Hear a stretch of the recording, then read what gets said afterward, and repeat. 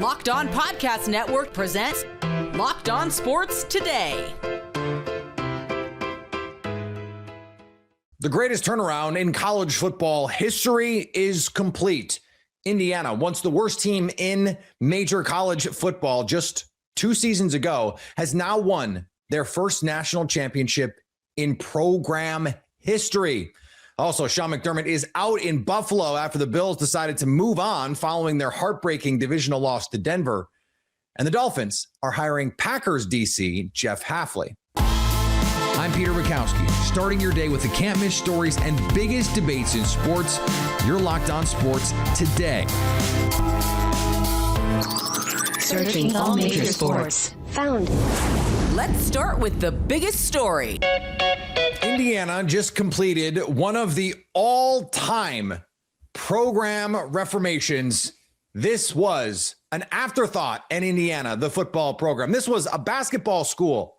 They are now national champions after a hard-fought tooth and nail contest with the Miami Hurricanes. Jacob Goins from Locked On Hoosiers joins me now. Jacob, there is so much context here, so much history, the program being built. I win, Google me. Like, there's so much here to get into. What is your immediate reaction, other than jubilation, right, that the Hoosiers are national champs? I'm relieved that they capped it off, right? But the whole time you're watching this Indiana team win game after game, most of them in blowouts, some of them close games like Iowa and Penn State and the Ohio State game. And then you watch them blow out more teams like Alabama and in Oregon. It was like, okay, this Miami team is really good. And this is the national championship game, man. Blowouts don't happen that often. They do sometimes, but it's not supposed to. I'm relieved. Not that it's over. Yeah. Ooh, yeah, that was gross. Not that it's over, but that Indiana capped it off. They finished it off, and now they get to be celebrated as one of the greatest teams of all time, one of the greatest turnarounds in the history of sports, and Curt Cignetti gets to have his statue built pretty much anywhere in the city of Bloomington that he wants to. That's the feeling right now, is relief that they did it and they finished it off in the right way. How big a driver do you think the NIL piece of this is? Because that has been the criticism, if people have had one, of this turnaround here is, hey, well, it's being driven by money and that's all. That seems uncharitable to me. What say you? NIL is a big part of it, and there's no way to deny that or sneak around that or be like, no, we're not paying play. Like, let's be real here. Everybody's doing it. The thing that's more, it's legal now. You're allowed to pay players. Like, come on. And in my opinion, all of that should be public knowledge, but I will get to that at some point. The transfer portal is the big thing, right? That's the thing that has allowed a team like Indiana and some of these other college football programs to be relevant again. College basketball is the same way. It's good for the sport if it's handled the right way. And so Indiana absolutely invested with NIL. They absolutely invested with facilities and upgrades and things that Curt Cignetti demanded when he walked in the front door. But it's the idea that he completely rebuilt a roster with guys from James Madison in year one. And that's how they were so good a year ago. But there were holes. There were things that they needed to fix.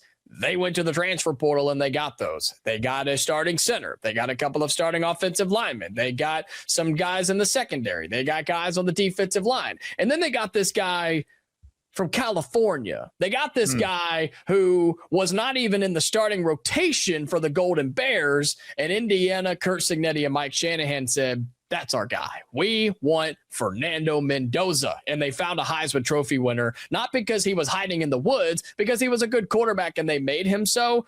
That is the difference maker for the Hoosiers. Yeah, and look, you get the quarterback right. That can cover for a lot of other mistakes if you make them. The difference is they didn't make those either. They hit the inside straight here.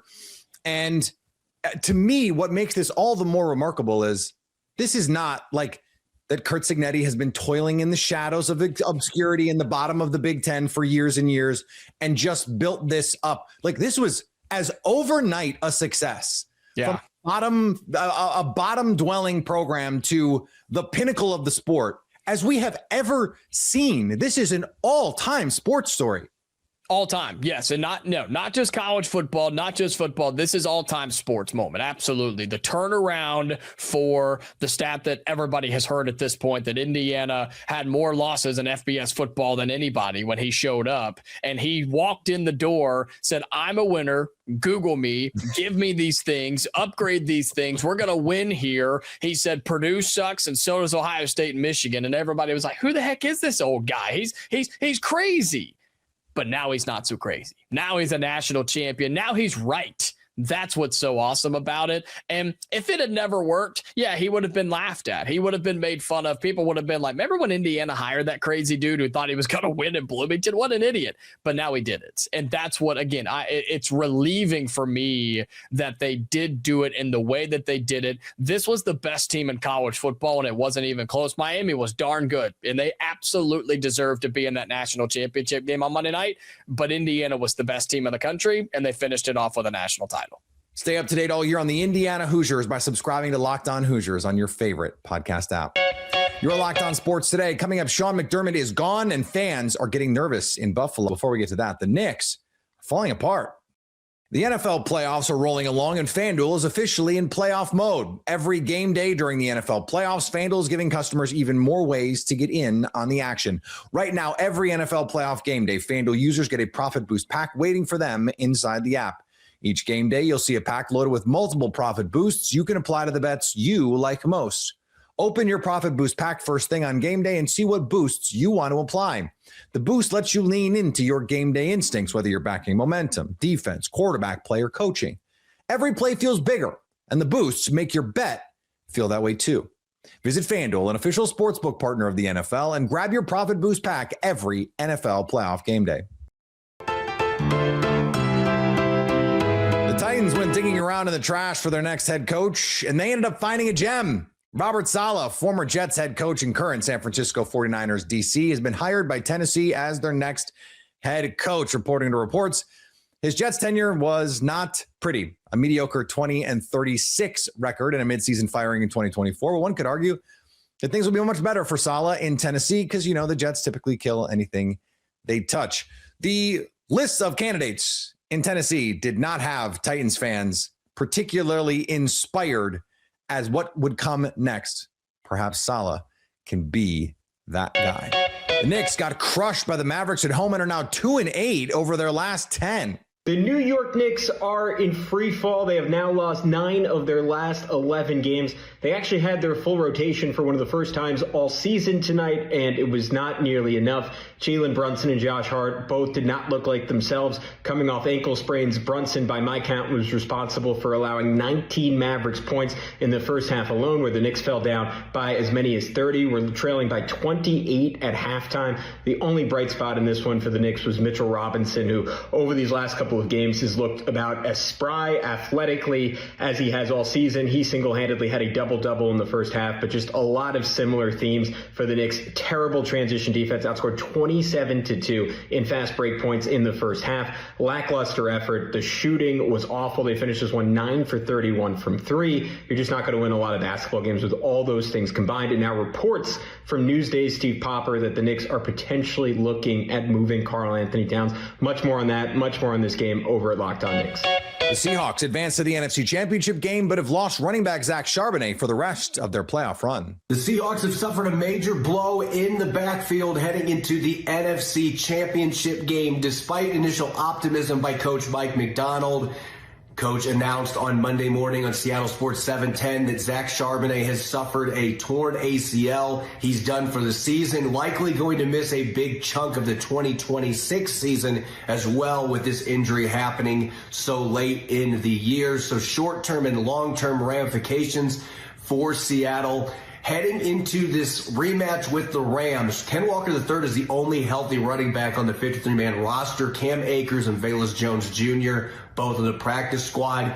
both those players could be signed to the 53-man roster for this week, or one of them could be signed to the roster. One could be elevated as a practice squad elevation for the game on Sunday. George Holani is the X factor to watch here. He's been on injured reserve since November 29th. He was Seattle's number 3 running back before a hamstring injury landed him on injured reserve. Seattle's got 3 injured reserve activations left, so they have the ability to bring him back. If he returns to practice this week, Holani could have a chance to play. We'll have to wait and see if he's healthy enough to be able to do that. Long term, this also puts more urgency into Seattle re-signing Ken Walker III, who's playing some of his very best football right now, heading towards free agency, knowing that Charbonnet is probably going to miss at least a quarter of the next season, if not longer, coming back from this knee injury. Re-signing Walker now becomes a top priority, so there's plenty of long-term question marks the Seahawks have to address here as well. But heading into this game right now, most pressing need, running back depth. Is it going to be Holani? Is it going to be Akers, Jones? Maybe a combination of all 3 of those guys behind Ken Walker III. The Seahawks are going to have to figure out what's going to happen behind Walker this week, heading into the biggest game since 2015. And the Pistons and Celtics, the top 2 teams in the East, battled it out in Detroit. Boston Celtics had a chance here in Detroit. Jalen Brown's fadeaway mid-range jumper shot. He's hit 1 million times this season. Didn't get to bounce in there. Almost had the shooter's roll, but the Celtics lose to the Detroit Pistons in a very hard-fought, physical, slow, playoff-like game. Ultimately, it's the little things in a game like this. The Celtics missed 4 fourth-quarter free throws. Jalen missed 2 on a foul late in the game, so they could have made things easier on themselves. They turned the ball over way too much, especially early. They had a lot of fouls. They were dealing with foul trouble that just hurt them, especially early in the first half.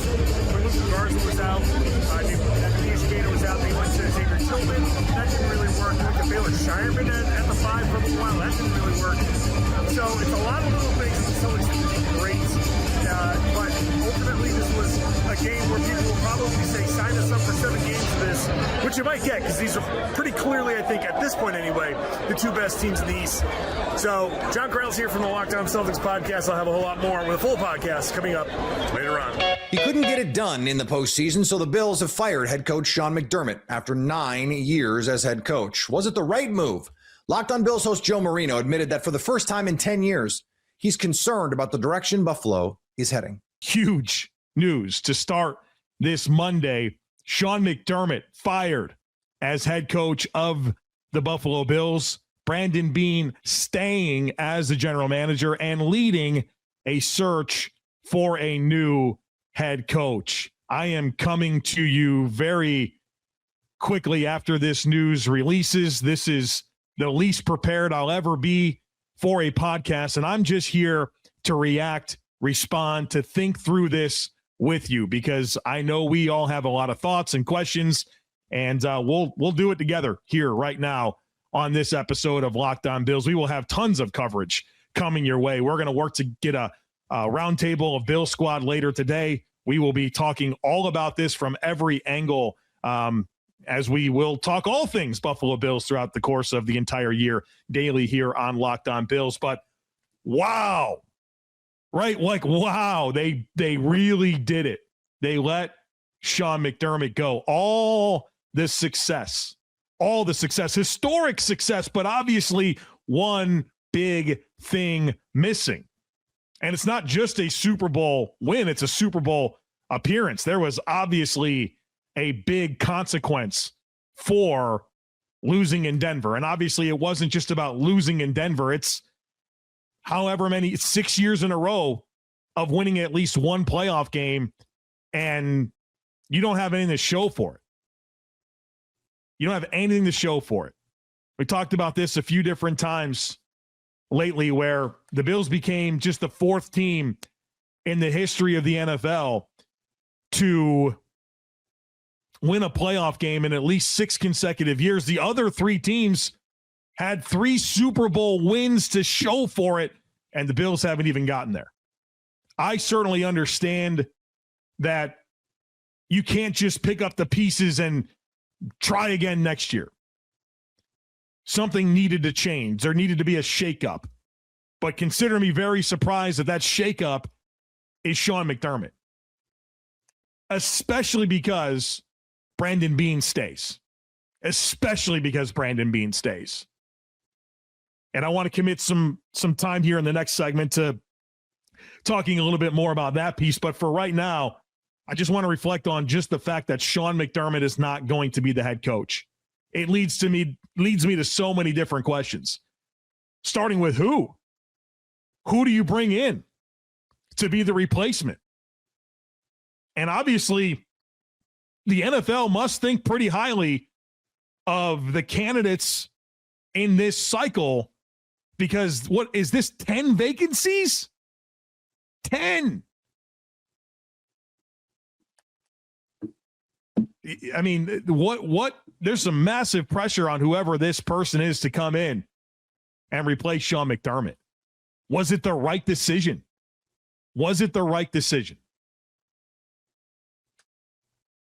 I guess I'm glad that something's going to be different, but I really do struggle with Brandon Beane staying on as this team's general manager. But there's certainly this is Terry Pegula saying there has to be a consequence for this. We can't continue to get this far when we need to get this far and just keep rallying and trying again. Josh Allen entering his age 30 season next year. You do look at the signs that maybe were there. Sean McDermott obviously was extremely animated in his post-game press conference, and he even took the time after the press conference to call the Buffalo News and give more thoughts on that end-of-game sequence against Denver on the catch versus no catch. That was a very emotional locker room, very emotional, with what you saw out of Josh Allen and what you saw out of Deion Dawkins. This was clearly a very high-stakes playoff run for the Bills. It felt like maybe everyone knew that this was do it or else. And the or else is Sean McDermott has been let go. One thing I will not do is sit before you today and celebrate that a man lost his job. Sean McDermott's a good man, and maybe he didn't lead us to the results we all wanted, but there's nothing to celebrate about that man not having a job. And he's going to get one. And I'm fascinated to find out, where he goes. Wouldn't surprise me if he goes to Pittsburgh. Wouldn't surprise me if he goes to Baltimore. If you're Miami, you think about it. If Sean McDermott wants to coach in 2026, he will be someone's head coach. Absolutely. He absolutely will. He'll land on his feet. And, look, I have no doubt in my mind he poured everything he could into this Buffalo Bills football team. And unfortunately, for a number of different reasons, it hasn't worked out. Has it sometimes been his fault? Yes. And let me be careful. When I say it hasn't worked out, I mean it hasn't worked out in getting to the Super Bowl. The Bills' problems are different than other teams' problems, right? They've set a baseline. They've set a standard. There's a clear foundation that exists. It's not you can't win a division or you can't win a bunch of games or you can't get to the postseason. That's why a lot of coaches get fired. Sean McDermott's getting fired or got fired because ultimately you've had 7 chances at a playoff run with Josh Allen, 6 times winning at least one, and you don't have a Super Bowl appearance to show for it. Stay up to date all year on the Buffalo Bills by subscribing to Locked On Bills on your favorite podcast app. Coming up, the Dolphins have settled on their next head coach. Miami Dolphins hired Packers defensive coordinator Jeff Hafley as their next head coach on Monday evening. Locked On Dolphins host Kyle Krabs gives his take on how Hafley could change the culture in Miami and bring the Dolphins back to relevancy for the first time in a long time. When John Eric Sullivan says, we're going to bring in a bunch of guys, we're going to draft well, we're going to aspire to draft well, we're going to take care of our own, we're going to be focused on developing the players that are in-house, selectively choosing and strategizing, who are the cornerstone pieces, who are the who's excelling at their role, and keep as many of those guys that are already here as possible, because that's how you build a culture of a team. Everybody universally has the same standard on what it's supposed to look like because they've been grown and cultivated from the ground level through the same standard. And when you want to know why Jeff Hafley is one of the leaders in the clubhouse for the Dolphins head coaching position, just know that that was his plan at Boston College, was to identify talent, nurture and develop talent. And by the time that they're in their 4th and 5th year, they're more familiar with the scheme. They're more physically mature. They're in the primes of their career. And because that is aligned with supreme confidence in what they're being asked to do and the investment and the coaching that you gave them, they can outperform maybe more talented freshmen and sophomores for the powerhouse programs in college football. Hafley never got to that stage before he left because NIL went buck wild, and he said, I just want to coach football. I don't want to be out here doing fundraisers trying to get boosters to give us money so I can counter the $600,000 NIL offer that Zay Flowers have that we can't counter anything with. And Zay Flowers stayed to play for Jeff Hafley anyway. Not saying it's going to work. If that is indeed the direction that they go, we'll find out soon because we're going to talk about the interviews next. And Jeff Hafley's on the list today. But if you're wondering why that dynamic exists with the general manager that you just brought in and this coaching candidate that's out there, they see player development very similarly. You can listen to the quotes from interviews that Hafley does with Adam Breneman, Sullivan does with Travis Wingfield, Sullivan does with the Packers guy in in-house media. And you listen to the way that they talk about how to build a culture and how to develop a team and how to go about conducting your business and collecting talent in a way that's sustainable. They believe a lot of the same things. I refuse to believe it's just because he was in Green Bay and they were buddies and went out and got a burger a few times in the season. I get it. We're scarred. We're a scarred fan base. But they've already committed to doing a thing that they've never done, that everybody in August said they were never going to do because they were never going to fire Chris Greer. And then they fired Chris Greer, and it's, oh, well, they're never going to fire Mike McDaniel. They're just going to put Cham Kelly in there. Well, guess what? They fired Mike McDaniel. So they've already committed to massive change. And if the Sullivan interview didn't get you fired up, I can't help you. And you don't need to be fired up. If you don't want to be fired up, that's fine. I am. And finally, for the first time in a generation, the King is not an all-star starter. LeBron James, who has been selected to and named a starter for a record 21 all-star games in his career, was not listed when all-star starters were named on Monday. It hasn't been a quiet fade for James either. After decades of dominant performances, even into his 40s, he wasn't even close to getting enough votes to move into the starting five for the West. He's battled injuries, struggling with his jump shot, and worst of all, his streak of 1,297 games with at least 10 points came to an end in Toronto last month.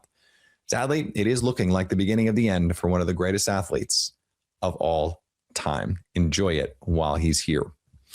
Coming up, the Rams have a date with destiny in Seattle, but does Stafford have enough left in the tank against the best defense in the NFL? So at least until tomorrow, stay locked on sports today. Locked On Podcast Network presents Locked On Sports Today.